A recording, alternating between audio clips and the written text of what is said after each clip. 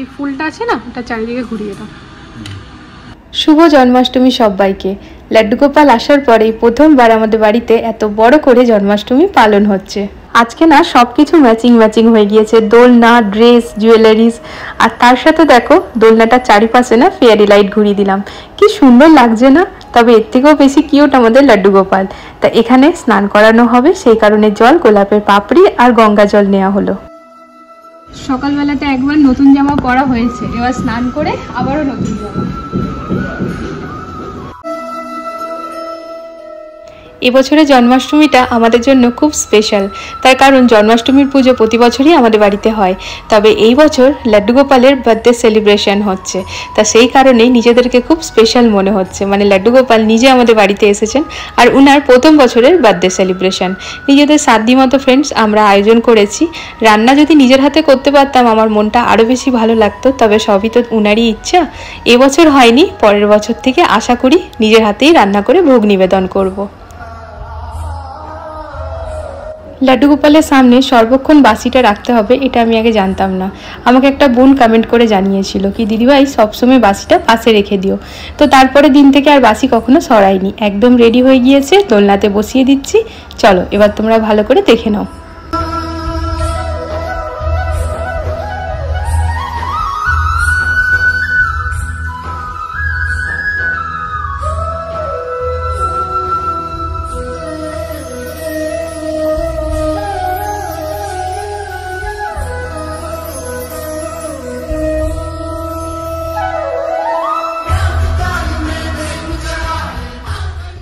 লাড্ডু গোপালের আমাদের বাড়িতে আসাটা না ফ্রেন্ডস কোনো চমৎকারের থেকে কিছু কম না আমাদের জীবনে।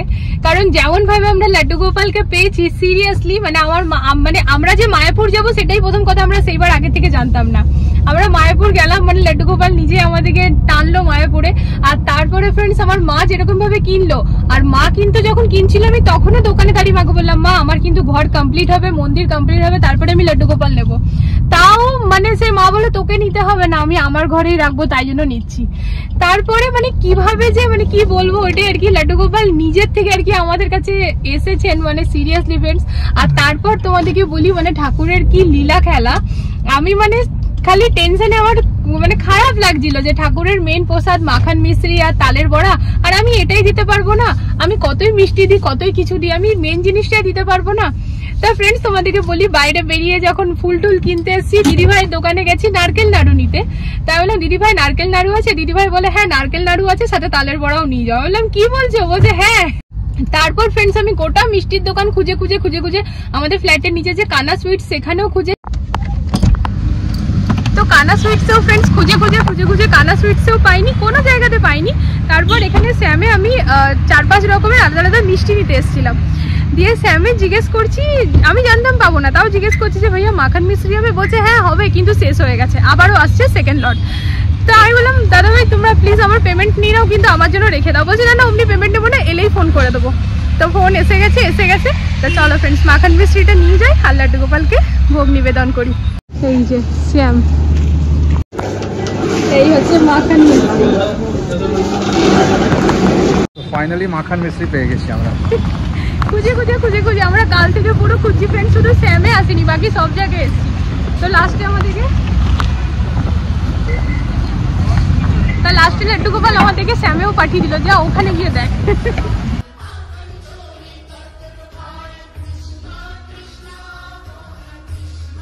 নারকেল নাড়ু, তালের বড়া, তার সাথে মতিচুরের লাড্ডু, দিয়েছি কিছু চকলেট, একটুখানি চিপস আর মাখন মিশ্রি। এটা হচ্ছে আমাদের লাড্ডু গোপালের দুপুরের লাঞ্চ। বেশ এলাহি ব্যাপার হয়েছে তাই না? যদি আমি নিজে রান্না করতাম ফ্রেন্ডস, তাহলে লুচি, তরকারি, পায়েস এই সব কিছু করতাম। ঠিক আছে, লাড্ডু গোপালের আশীর্বাদে নেক্সট পার্টটা আমি নিজেই করব। তো এবারে চলো তাহলে পুজোটা শুরু করা যাক।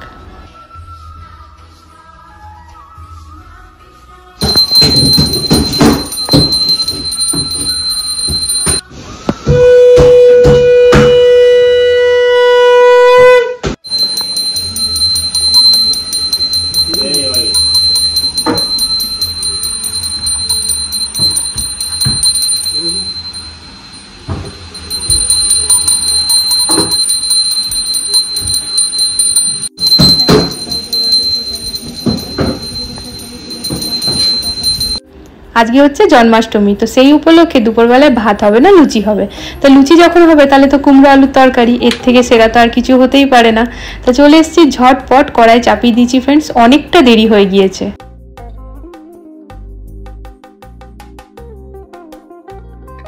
প্রতিটা অষ্টমী ফ্রেন্ডস আমাদের বাড়িতে মানা হয়। তা অষ্টমীতে মানে আমরা তো লুচি খাই বা পরোটা খাই, এরকম কিছু নেই, রাত্রেবেলা রুটিও খাই, মানে ভাত হয় না আমাদের বাড়িতে। তো এবার সকালবেলাতে পুজো হওয়ার পরই খাবার খাওয়া হয়। তো সকালবেলায় চা বিস্কুট খেয়ে সবাই আছি। তো এখন তো খুবই খিদে পেয়েছে, কারণ দুপুর হয়ে গিয়েছে, আর এরকমই হয় প্রতিবারই। তা আজকে তো একটু বেশি লেট হলো, কারণ মিস্ত্রি দাদারা কাজ করছে, ওদিকে আবার মিস্ত্রি দাদারা চাও চাইছে। আমি দাদাদেরকে বলে দিয়েছি যখন চা খেতে মন করবে আমাকে তখনই বলবে, সেটা যদি দিনে 3 বার হয় তাও কোনো অসুবিধা নেই, কারণ আমি নিজের থেকে না ঠিক বুঝতে পারি না কোন টাইমে দেবো কোন টাইমে দেবো না, কারণ এখানে খাওয়া দাওয়ার রুটিনগুলো সবই দেখি আলাদা, যারা মিস্ত্রি দাদা তাদের কথা বলছি। তো দেখো এখানে তরকারি ঝটাপট চাপিয়ে দিয়েছি, এবারে ঝটপট করে আটাটা মেখে নেবো। কাজ করার সময় না মুখটা অটোমেটিক্যালি ভার হয়ে যায়, আমি একটু চেষ্টা করি হাসিটা মেনটেন করার। এই টাইমে আমার যদিও হাসার কোনো কারণই নেই ফ্রেন্ডস, কারণ মনে হচ্ছে যেন কতক্ষণে আমি শেষ করব কাজগুলো, তা ওই আর কি।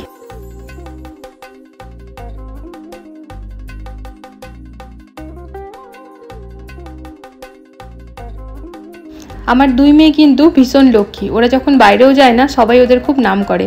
এই যে আমার যে খাবারটা বানাতে লেট হচ্ছে, বড়দের ব্যাপারটা তো আলাদা ফ্রেন্ডস, বাট বাচ্চারা ওরা তো অস্থির করে দেয় না, বাট না, আমার মেয়েরা একবারও এসে বলবে না মা খিদে পেয়েছে, খুব রেয়ার কখনো বলবে। আর সেটাও না, ওরা কি করবে, যদি দেখে মা ব্যস্ত আছে ওরা নিজের মতো করে কিছু নিয়ে পরে খেয়ে নেয়। মানে সত্যি যতটাই নাম করব ততটাই কম করা হবে। আর এখন যেহেতু বড়বাবুও বড় হয়ে গেছে অনেকটা, তো ওরা না বেশ মানে ব্যাপারটাকে ম্যানেজ করে নেয়।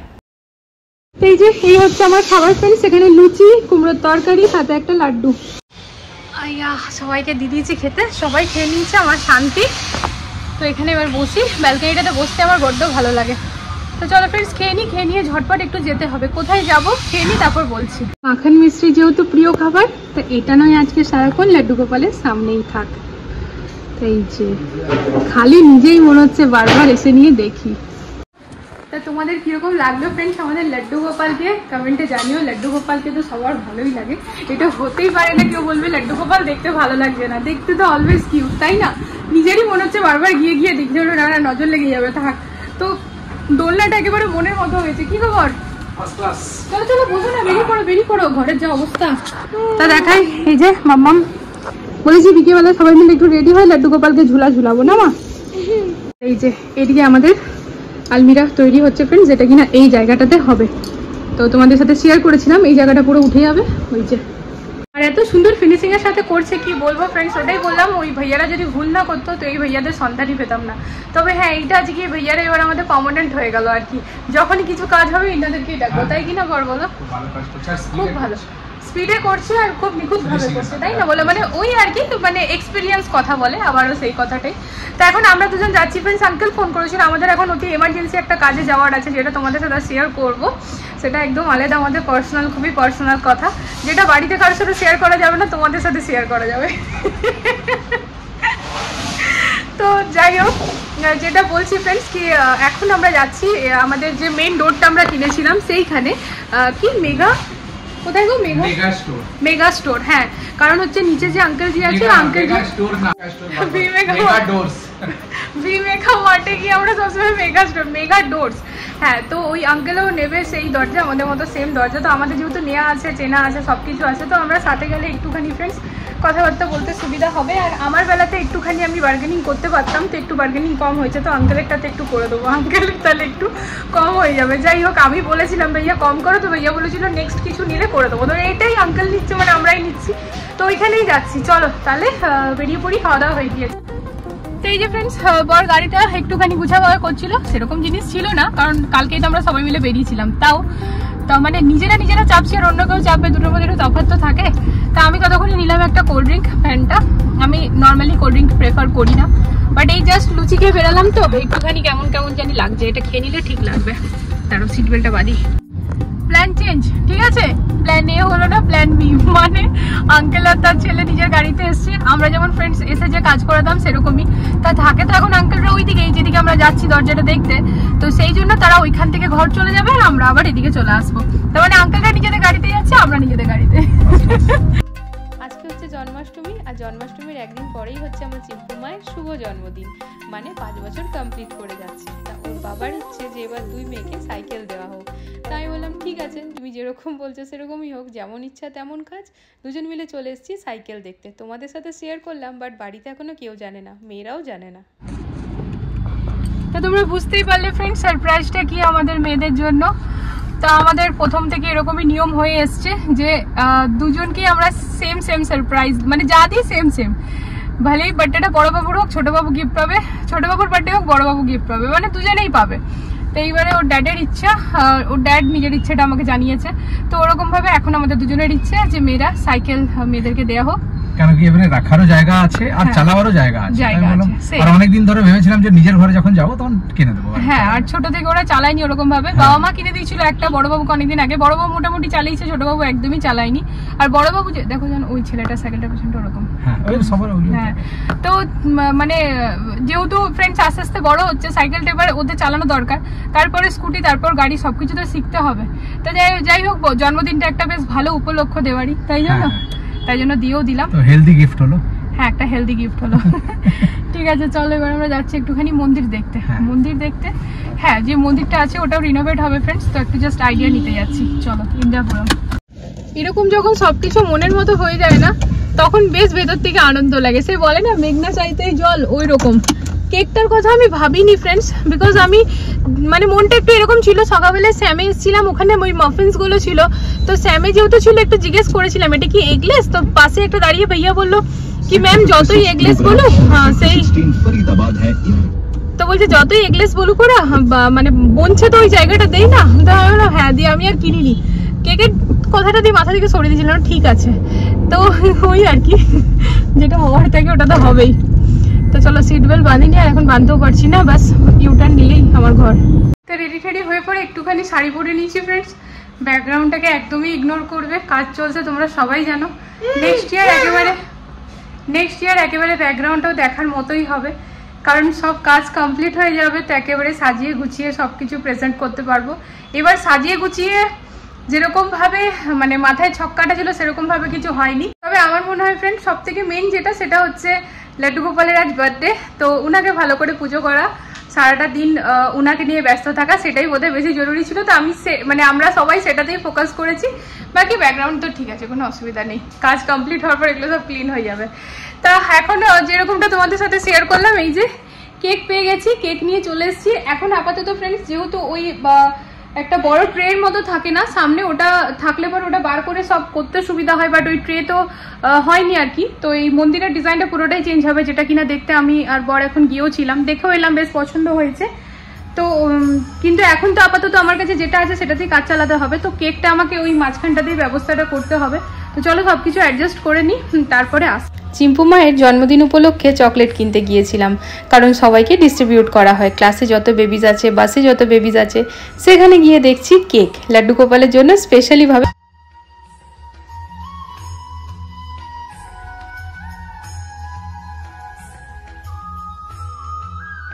তো এখানে আমার লাড্ডু গোপালকে পুজো দিয়ে কমপ্লিট হয়ে গেছে ফ্রেন্ডস। তোমরা একটা জিনিস নোটিস করেছো, এই যে লাড্ডু গোপাল কিন্তু নিজে নিজে মাখন চুরি করে খেয়ে নিয়েছে।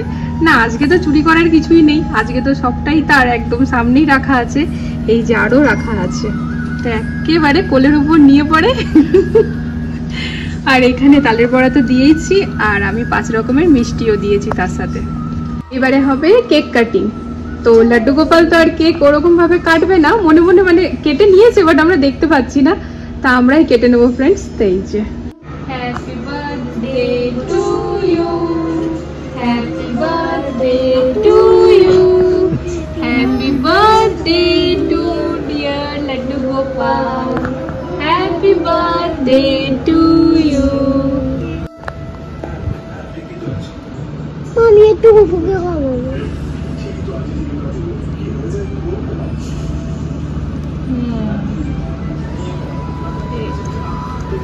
আমি একটু গুপুকে খাবো। হ্যাঁ, গুপুকে খাবো না। হ্যাঁ, ও আস্তে আস্তে আস্তে, ও তো বাচ্চা না। এই যে গুপুকে দোলনা দোলানো হচ্ছে এবারে।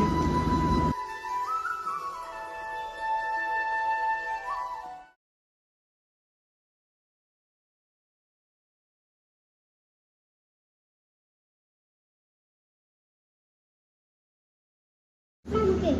আচ্ছা, কেকটা কাটতে আমার গায়ে লাগছে ফ্রেন্ডস, এত সুন্দর ডিজাইন, বাট এটা তো প্রসাদই হলো। তো এই যে কেটে নিচ্ছি এবারে। আর এখানে প্লেট রেডি হয়ে আছে আমাদের। হ্যাঁ, গেন্ডাও খাওয়ার জন্য রেডি বসে আছে। হ্যাঁ, গেন্ডাও খাওয়ার জন্য রেডি বসে আছে। হ্যাঁ। এই হচ্ছে এখন আমার কিচেনের অবস্থা ফ্রেন্ডস, এই যে দেখিয়ে দিলাম। তো এইগুলোকে সব এখন আমাকে ক্লিন করতে হবে, বাট অফ ক্যামেরা। আমি যদি এখন ক্যামেরা অন করে এগুলো করতে যাই তো প্রচুর সময় লেগে যাবে। কেক খাওয়া হয়ে গেছে, আমার মুখে কেক লেগে নেই তো, আমি কিন্তু ধুয়ে ধুয়ে এসছি। ঠিক আছে, লেগে থাকলে কিছু মনে করো না। যাই হোক, একটু বেঁচে হচ্ছে, ফ্রিজে রেখে দিলাম। আর তারপর এখন এই কিচেনের অবস্থা দেখছো ফ্রেন্ডস, একটু একটু কান্না পাচ্ছে, কিছু করার নেই, করতে তো হবেই। তা ঠিক আছে, চলো লেগে পড়ি। সেই চলে যাবে, আমার বর সব জায়গায় চলে যাবে ঘুরতে, কবে যে যাবে কে জানে। খালি বলে কি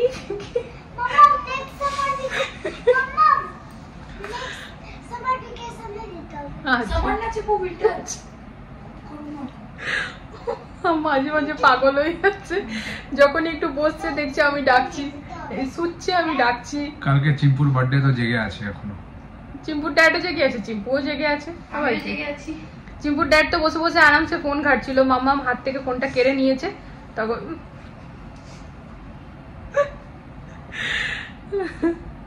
তো যাই হোক ফ্রেন্ডস, কি বলতে এলাম জানি, হ্যাঁ লাড্ডু গোপাল শুয়ে পড়েছে।